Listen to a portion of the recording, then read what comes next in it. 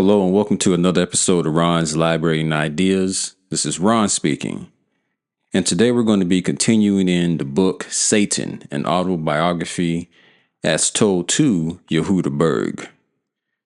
And again, this is a disclaimer. I like to put this at the beginning of the video because I realized that the title of this can be something that can be off-putting to a lot of people. So this video or this book is in no way trying to glorify Satan or get you to be on his side.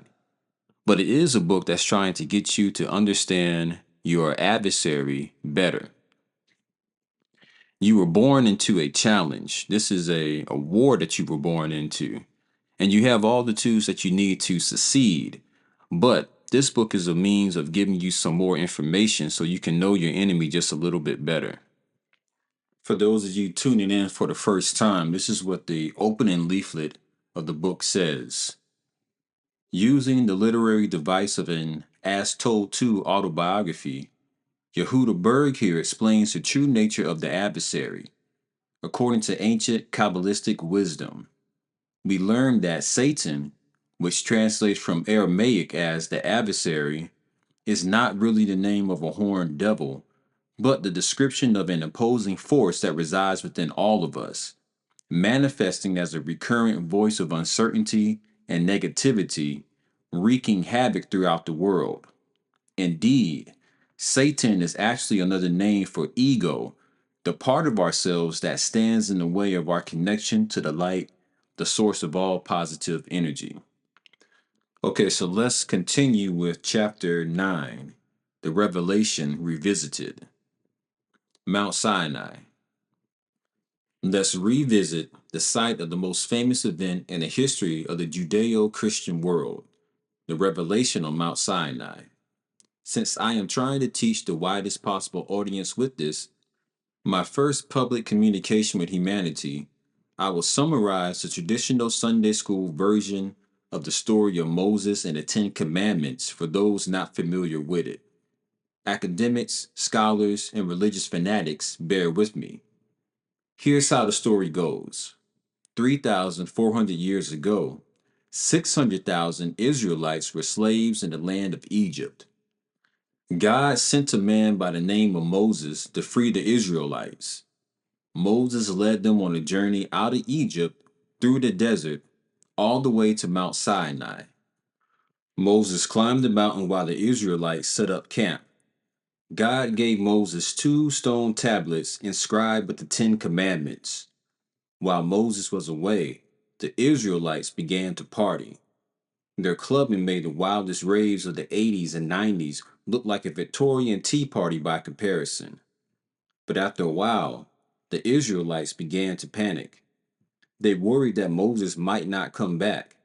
So they swiped some gold jewelry from the other clubbers, melted it down, and fashioned it into a statue of a golden calf, a molten god to replace Moses as an intermediary to the divine force. To their surprise, Moses returned with the tablets. When he saw the golden calf, along with all the hungover Israelites, he was a little peeved to say the least. So he smashed the tablets. With that, what's known as the revelation event came to an end. Moses went back up the mountain to retrieve a second set of tablets, which were then placed in what is known as the Ark of the Covenant. The whole story of Moses was then inscribed into what you now call the Old Testament or Bible. Included in the Bible are the 10 Commandments, a supposed ethical, moralistic code for living, which comprise thou shalt not kill, thou shalt not steal, and the like. That's generally how the story goes, right? What's missing is the story behind the story. The real story and the hidden test. First off, the event on Mount Sinai was really a test to give you a chance to make up for what took place in the Garden of Eden, to give you an opportunity to earn your way back to paradise. By the way, if you haven't figured it out by now, the people of Mount Sinai share the same souls as Adam and Eve, just as you do, and you are all trying to find your way back home. Here's what really happened. Moses told you to wait here while he went back up the mountain to seal the deal with God. That's all you have to do. He told you to demonstrate a little bit of patience. Wait. No matter what, just wait. But no, you didn't listen to Moses. You listened to me instead. I showed up as every negative emotion that welled up inside of you. This time, I stepped in as impatience, fear, and anxiety. You were duped by me again, and the golden calf was built. Now, if you read the story as code for the story within, you can see that God was setting you up for victory. The potent combination of Moses eradicating his ego and you battling me down at the bottom of the mountain by resisting impatience and selfish partying would have been enough to bring an end to my reign over humanity. Moses did his part, but you didn't do yours. You only had to experience the brief pain of resisting your impatience while Moses came back. That was all you had to do. But you refused to accept that pain. You chose pleasure instead. Sex, drugs, rock and roll. You turned it into a real orgy. Moses got to the light by considering the needs of others. You rejected the light of Mount Sinai by considering your own needs above those of others. The truth is that I tricked you into believing Moses might not be coming back. I made you anxious and impatient. I encouraged you to act prematurely. I got you worried about losing that high, that connection to the light. The golden calf is your shortcut to feeling good. And you're still doing the same thing today. Only today's golden calves are not statues. They are the drugs that make you feel good, the celebrities you place on pedestals, the marketing that you buy into, the plastic surgery you just can't live without, the diets, the empty glitter. Do I need to go on? The golden calf of today is anything that makes you feel good for the moment, anything that you don't have to work for, anything that, at the end of the day, makes you feel less worthy and more disconnected from God, more like the slave you have become. Face it, every day you give your power to the golden calf. Every day, you bank on the fact that something other than God will bring you joy. You believe that happiness comes from this money or that thing or this person instead of knowing with certainty that it can come only from the light. When you choose the golden calf, you forego immortality. You take an apple from the tree of knowledge instead of from the tree of eternal life. And that's what you did on Mount Sinai. You took the easy way out. You chose the quick path to the light instead of waiting for the real deal. You chose an external high over eternal bliss. Granted, it was I who offered you that option, and that was the test. The test you failed. You weren't prepared, just as you weren't prepared in the Garden of Eden. You weren't ready. More specifically, you weren't prepared to battle me in the powerful force of impatience I employed. But had you been able to resist the urge to react, you would have earned all the light and energy that Moses was bringing down from the mountain. I would have been banished forever from the landscape of human civilization. Instead, you tried to connect to all 10 dimensions before you eradicated me from your nature. That was your downfall. When Moses broke the tablets, it was a symbol. It meant your connection to the hidden dimension was broken, severed, and shattered. And you know what happened next. Death was reborn, and something else was born that day. Any guesses? Religion. The charade. I'll come totally clean. There were no commandments on Mount Sinai. I'm serious. The whole notion of a commandment, my idea. Honest, if you check the Old Testament in its original Hebrew, you will see it says God spoke 10 utterances on Mount Sinai. God never gave 10 commandments. Here's one of my best kept secrets. God does not command, nor does God punish. And the Lord of all creation most definitely does not reward. Those are my creations as well. I invented those concepts and slipped them into your religious belief systems. Do you really believe that an all loving God will punish you for making an honest mistake? Or that God will dump you into a world where you're punished for yielding to temptation? Especially when the deck has been stacked against you from the moment you were born. Is that your God? No, it's me disguised as God. It's the God I invented to prevent you from knowing the real God. The real God doesn't punish, He doesn't reward. God only shares, period. And what He shares is never ending goodness. Nothing bad can emerge from a force of such light. Nothing. Nor does God pay off for good behavior. God is not a slot machine, and God doesn't penalize you for sin. The universe isn't the people's court, and God is not Judge Judy. God simply is. And the is only good, kind, loving, pleasurable, idyllic, overwhelmingly delightful.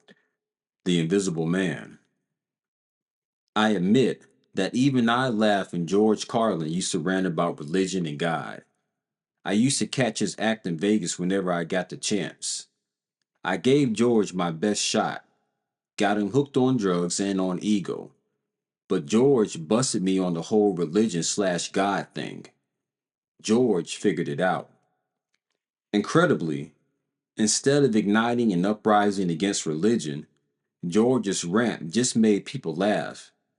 Here's a taste of what he said. When it comes to bullshit, big time, major league bullshit, you have to stand in awe of the all time champion of false promises and exaggerated claims religion. No contest. Religion has actually convinced people that there is an invisible man living in the sky who watches everything you do every minute of every day. And the invisible man has a special list of 10 things he does not want you to do. And if you do any of these 10 things, he has a special place full of fire and smoke and burning and torture and anguish, where he will send you to live and suffer and burn and choke and scream and cry forever and ever till the end of time. But he loves you. He loves you and he needs money. He always needs money. He's all powerful, all perfect, all knowing, and all wise, but somehow just can't handle money. Religion takes in billions of dollars, they pay no taxes, and they always need a little more. Now, talk about a good bullshit story. Holy shit. George caught on to my game. A wise old invisible man with a long flowing beard and a shining robe, sitting on a heavenly throne. Except Serb, I'm sorry to burst your bubble, but how can an infinite divine force possibly fit inside a finite physical body? I fed you those harebrained anthropomorphic images to prevent you from finding out the truth. And what's the truth? God is a brilliant, all pervading force of limitless energy, period. And this force consists of infinite, endless happiness, wisdom, and goodness beyond human comprehension. There is nothing negative or evil or judgmental within this force. Nothing. Too abstract? Can't wrap your head around it. Look at the force of electricity. It's everywhere. In the walls, the air, running through your body. Electricity doesn't punish, penalize, or reward. If you plug a computer into an outlet and pocket a few $1,000s selling goods on eBay, you feel pretty good. But you stick your finger into the same socket and you're toast. But who in their right mind would say the electrical current deliberately rewarded or punished you? The electricity never changed. Electricity just is. The way you connect to this powerful, unseen, odorless, invisible force determines whether the result is positive, some money in the bank, or negative, Kentucky Fried Finger, the God current. The infinite force that you call God operates the same way. God is not an invisible man in heaven. The word God refers to an infinite pure force of sharing consciousness. This force maintains the entire universe. Every molecule, every atom, every subatomic particle is sustained by this unseen force. This energy is also the absolute, ultimate source of all wisdom, happiness, knowledge, joy, healing, prosperity, and life. It's only you. Listen up. God didn't cause your chaos. You did. Your behavior is the cause. But you don't often see the connection between cause and effect because I blind you with the illusion of randomness, chance, luck. But I have some news. Luck is a lie. Within the chaos of life lies impeccable order, but you cannot even fathom for one moment that your behavior toward your fellow man is the sole cause of both the blessings and the mayhem that you attract in life. Human behavior is the cause of all ills, global and personal. Even when nature strikes back with an earthquake or a tsunami, the cause is human behavior. You don't see it. You can't accept it. It sounds too simple, but the truth is that the love thy neighbor is a magnificent piece of technology. It's all you need for creating a world of perfect order. Trust me. Now that you understand the true lesson of punishment and reward, let me reveal the even deeper story behind Moses in the 10 utterances. I've hoodwinked you for 34 centuries, so it's about time I let you in on the secret. The Prisca Theologia, the secret wisdom. A very long time ago, roughly 3,400 years, the collective souls of humanity dug themselves into a deep hole, very deep. For centuries, they lived only to gratify their primal, selfish desires. I owned them. This is the slavery that was taking place in the Bible story of the Israelites in Egypt. The story of the Israelites enslaved in Egypt really refers to the fact that all humanity was enslaved by me, and this life of slavery was all these souls knew. Consequently, humankind was on the verge of disconnecting completely from the source. The planet was facing total destruction. So God stepped in and threw you a lifeline again. He revealed a technology and wisdom, not a religion, that would allow the entire planet to plug back into the electrical current called God. At the very least, it will put you back on equal footing with me. At best, it would deliver paradise, immortality, and the demise of yours truly. What is that technology and secret wisdom? Where is it? Only a few great souls in every generation have known about it. Sir Isaac Newton, Plato, and Pythagoras knew.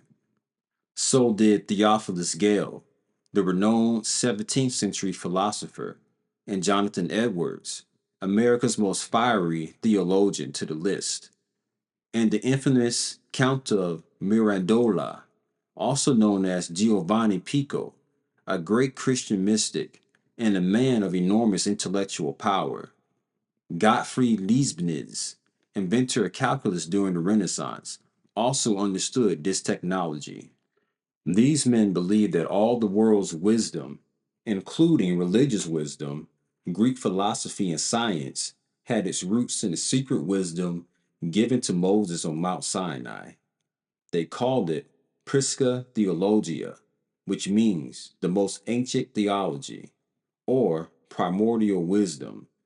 It was a universal knowledge that had the power to transform the world, unite all of humanity, and rid the world of my influence.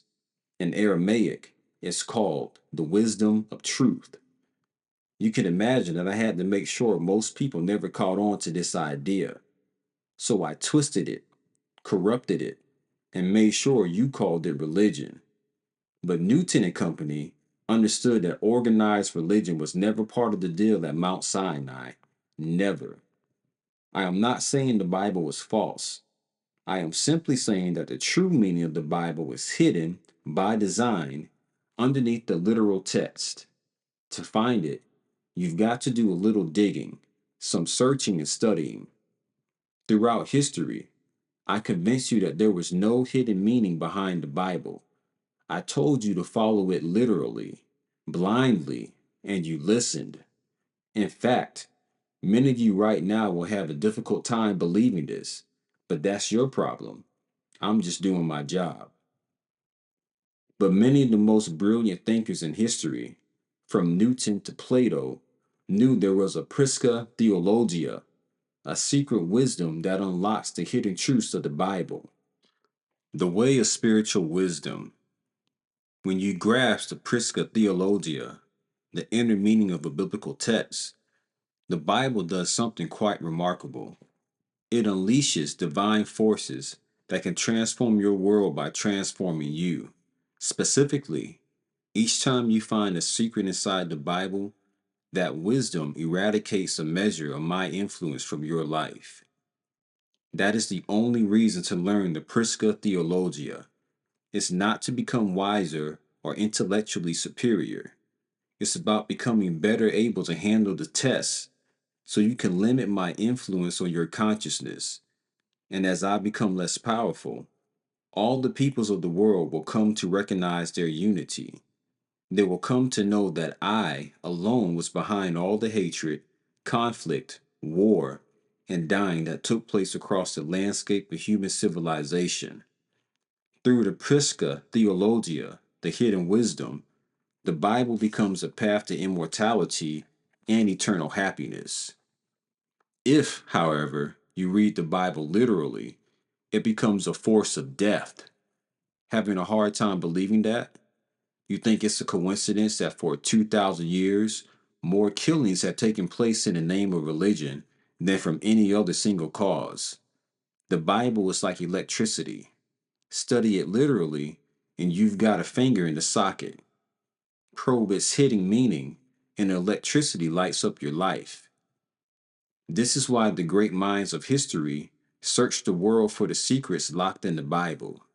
Newton, the Knights Templar, Pythagoras. Did they find it? I will not tell you. You've got to learn the light yourself. But I can share a few encoded secrets in the story of Moses and the Ten Commandments. That much I can do for you. I'll begin with the 10 utterances. The 10 utterances. This world is where I test you. This world is where you are given an opportunity to turn darkness into light, self-loathing into acceptance, and shame into love. This world is your chance to go back to the garden. That's the way it has been set up. But, as I've mentioned, there are 9 other dimensions beyond this physical reality. You can experience them with your 5 senses, but they are the source of all goodness. The light of God fills every corner of these other dimensions. Is your Bible still open? If you read Genesis, you will see the phrase, God says, mentioned 10 times. These are the 10 sayings or the 10 utterances. Of course, God does not really say things, at least not in the traditional sense. These utterances are the code for the 10 dimensions that I just told you about. Why do we need all these dimensions? God needed to cover up his light in order to create the absence of light or darkness. So God erected 10 veils, each one further dimming the light that radiated from God's being. Now I am going to do something I never do. I'm going to expose one of my greatest weaknesses. Why now? Because as I stated earlier, you are at a critical juncture in human history. It's time to level the playing field. Ready? Here we go. I cannot access these hidden dimensions. They're off limits. I have no power over there. Zero. These dimensions belong to God, which means they are precisely where your source of everything good is hiding. My geographical boundaries. I only roam in this world and in the 11th dimension where I feed off of your negative energy. Your job is to bypass me and connect to the hidden dimensions. That way, you'll bring energy into this God-forsaken dark dimension called Earth. If you can access those hidden dimensions, I cannot touch you. I cannot pressure you. I only get one place to play with you, planet Earth. Yep, this physical reality. Hollywood and Vine, 42nd and Broadway, Boulevards St. Michael and St. Germain, Young and Bloor, Avenues de Mayo and 9 de Julio, and Oblisco. My job is to make it difficult for you to enter into the hidden dimensions and access the light.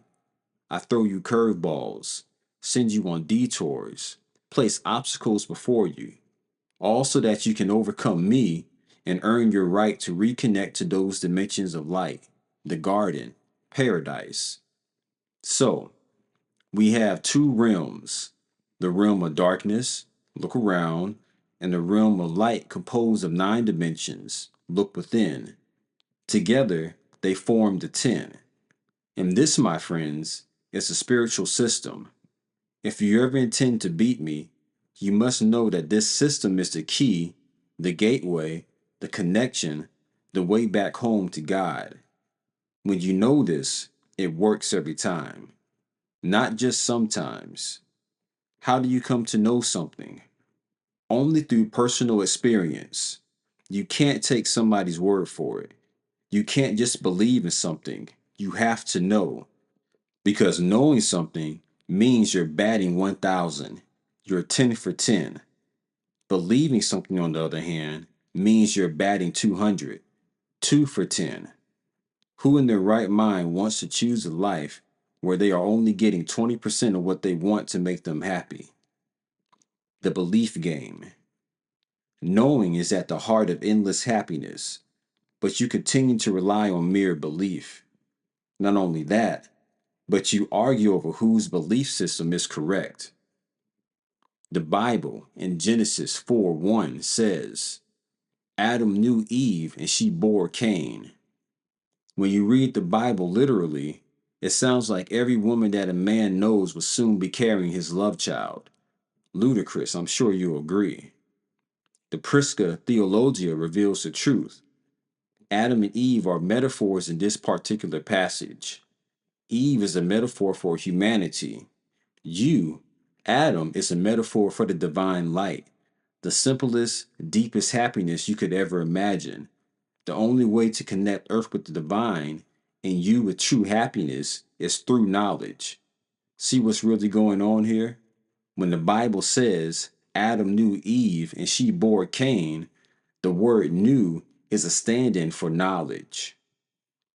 Knowledge is the connection. Knowledge gives you the universal rules of the game of life.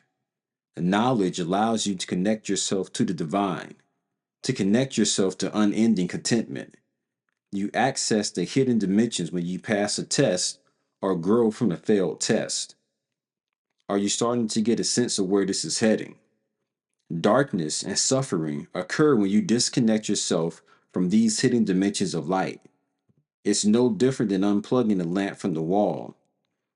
Moses made the connection when he overcame me, when he plugged this physical world into the world of light. That is not to say he passed all the tests. He didn't, but that is a subject for another book. For the purpose of these pages, let me just say, Moses performed well and he got me good. All the dimensions were aligned and connected as one. The light went back on. Darkness gave way to light. Death disappeared. The Israelites and all of humanity were free from my clutches. As I revealed earlier, there are no commandments. Moses connected all 10 dimensions and turned the light on, and he did so by virtue of his selfless behavior. That was it. No magic, nothing supernatural, no commandments from God. Moses climbing Mount Sinai is a code for Moses connecting this physical world to the hidden source. That's the secret. A secret hidden from the world by me for over 34 centuries. Admit it, I did one hell of a job. The blueprint. So what happened? We know that the story did not end right then and there with paradise becoming the new reality. You saw the Israelites miss their golden opportunity thanks to my efforts. If they had won, that would have been too easy. The game was still in its early stages. You need to win this game for yourself, remember? You have to earn it all on your own. And trust me, I give you plenty of different ways to make that happen. In fact, in the next part of this book, I'm going to reveal each and every way that I test you, challenge you, and help you to earn your keep in paradise. So do me a favor. Don't screw this up, okay? God seems to believe that you can pull it off this time around. Needless to say, I'm not so sure. But go ahead and prove me wrong. With the cheat sheet I'm about to give you, you have to be an idiot to get it wrong this time. Okay, that brings us to the end of chapter 9. And the first thing that really stuck out to me in this chapter was when the author was talking about all of the things that we do that serve as a distraction that take us away from that oneness with God. And it's even more than just the materialism. It's also the things that we distract our minds with, the entertainment that we consume, even the music that we consume. He said it's anything that it's anything that makes you feel less than. And I think about the world that's been designed around us and how many of those things that we find in our everyday lives. Just look at social media. Now you have young girls out here now, young women who are going and getting Botox and injections and lip fillers because they're not happy with their appearance. You have young men and young women who spend so much time online that they find it awkward actually having to speak to someone face to face. They don't know how to have simple conversations with their peers anymore. All these are things that are done by design to keep us away from that love and that brightness that is God. I even thought it was interesting when he pointed out in the chapter that one of his greatest tools has been religion. I've always said that God is bigger than any box that we try to put him in. With our finite minds and our finite ideas, even the word God isn't truly enough for something that is infinite. And we have all these people who swear that their way is the only way to get to God. And if you're not doing it their way, you're doing it wrong. But that in turn just creates more separation, which brings more struggle and more strife into the world that we're in right now. Something else that really stuck out to me that I've thought before is when the author said that God does not command, nor does God punish. And the Lord of all creation most definitely does not reward. And I think about the people who they're not good in a sense. They don't do kind acts to other people because they feel like it's the right thing to do and that's what their soul is telling them to do. They're doing it because they expect a reward. I feel like I don't know, that's not a sincere way of doing things. I'm going to treat you like this because I want to make sure I go to heaven versus, well, I just want to help you out because it's the right thing to do and I can help you.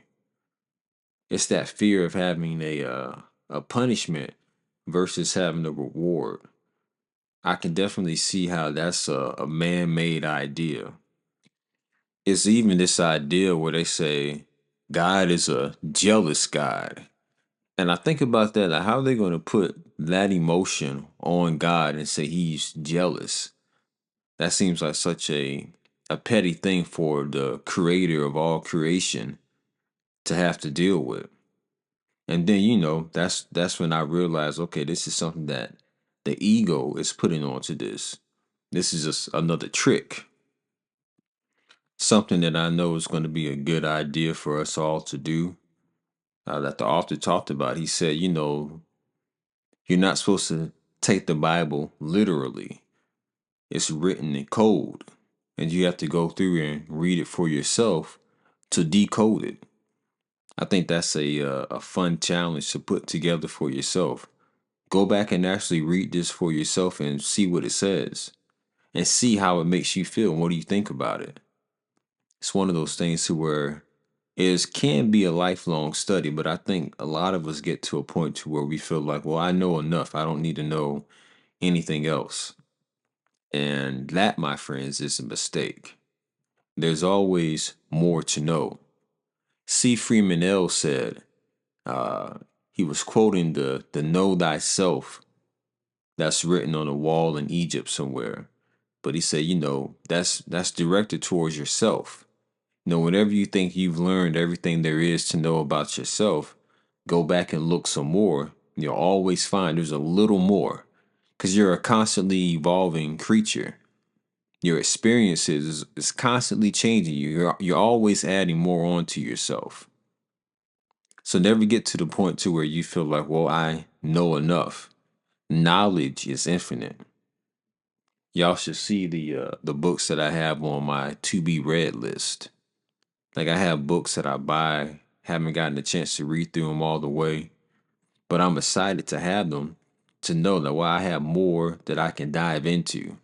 And as I dive into them, I'm going to bring it to y'all and share it because that's also a powerful thing. I heard a speech by Farrakhan where he said, "You don't entertain men, you teach them, and that's how they become better." So this is my attempt at doing that. I'm going to share with you guys the things that I've learned, and hopefully you can take something from that.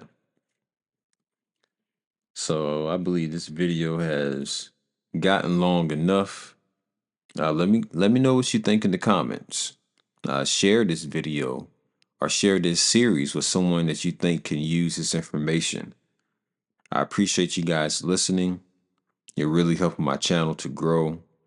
So thank you for hitting the like button and the share button and hitting that bell notification so you can see whenever I post something new. Let's make education popular. Thank you guys for tuning in, and I'll see y'all in the next episode of Ron's Library and Ideas. Peace.